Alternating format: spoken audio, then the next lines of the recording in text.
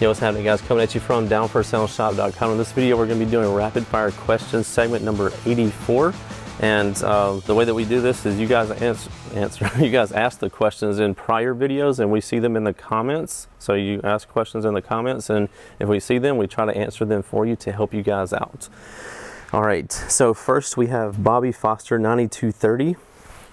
Says, hey JP, could you recommend a sub or subs to go with a JP3 in a compact sedan driver? Any enclosure advice for your recommended subs is greatly appreciated. For this, I would recommend, if you want to keep it really budget friendly and like a small amount of space taken up, I'd recommend a LCS 10 or LCS 12. Paired with that, it'd be perfect and it wouldn't take up a lot of space, and you could use one of our Down for Sound profabs to put the subwoofer in. You'd be into that for a few $100, something like that. So that's what I'd recommend in your situation. Up next, we have David Lopez 1987. Says, JP,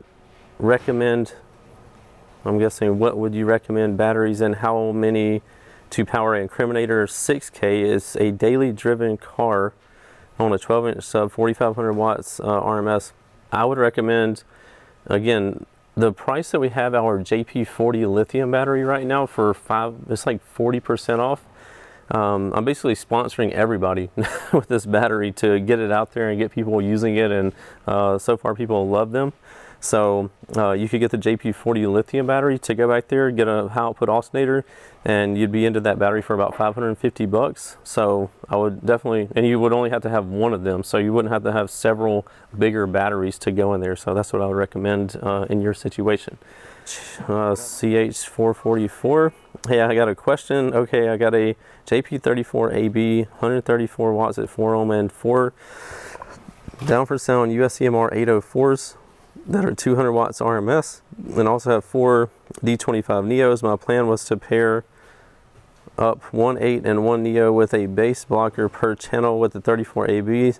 So do you think the amp will push enough power to get the best quality, sound quality with that, or should I get another amp to run the Neos, like the Minimax 104 or something?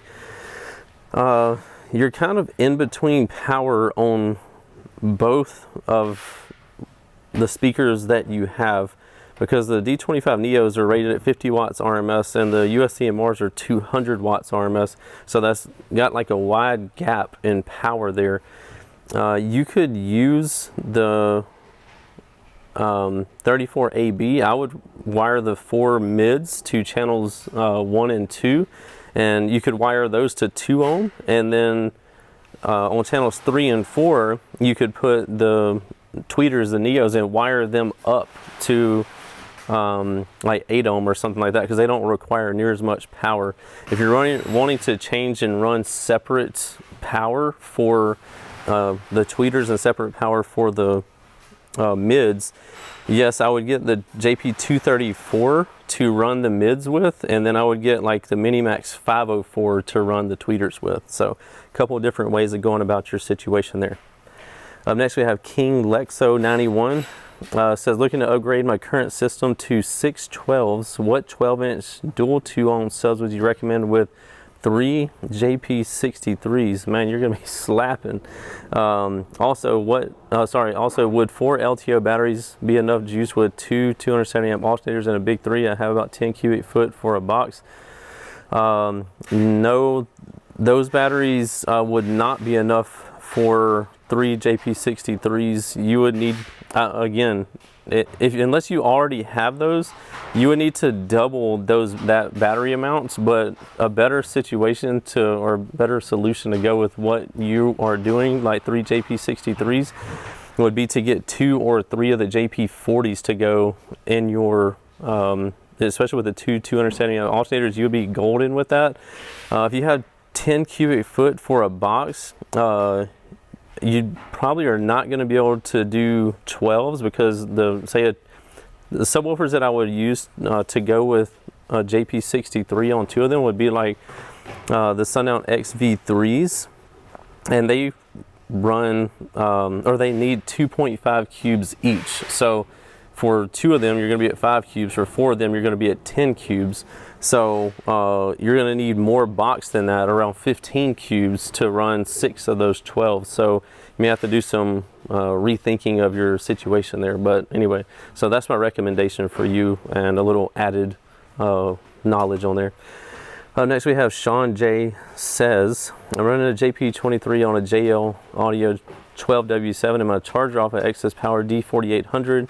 Should I add an LTO 6.0, or I was thinking about going with the Excess Power Titan going under the hood? Which one do you think would be the better option? If you're looking for something very simple to be able to put in there, putting the LTO 6.0 in the back next to the amplifier, it's very simple. You could probably install that in 20 minutes. And I actually think that would be your best situation, or your best solution there. A guy commented here, a high output alternator would be the best if not already installed. You definitely want to have a high output alternator if you're having voltage problems with what you have in there. But especially if you're thinking about going bigger, you would want to go ahead and get a high output alternator anyway, because you're going to need that if you decide to go any bigger anyway. So that's going to conclude rapid fire question segment number 84. If you need any car audio, be sure to hit us up at downforsoundshop.com, home of the Down for Sound difference. Guarantee lowest prices, fastest shipping, best customer service, and we have a ton of different financing options on the website under the financing tab, so be sure to check that out. And if you have any more questions for me, ask them in the comment section below, and we'll try to answer them for you. We'll see you in the next one. Later. What's happening, guys? If y'all enjoyed all the hot content that you saw in that video, be sure to follow me on YouTube, Facebook, TikTok, Instagram under the Lifer Price, and also Down for Sound Shop on Facebook and Instagram, and don't forget Snapchat. I'm JPD4S on there, so be sure to check me out there. We'll see you in the next one. Later.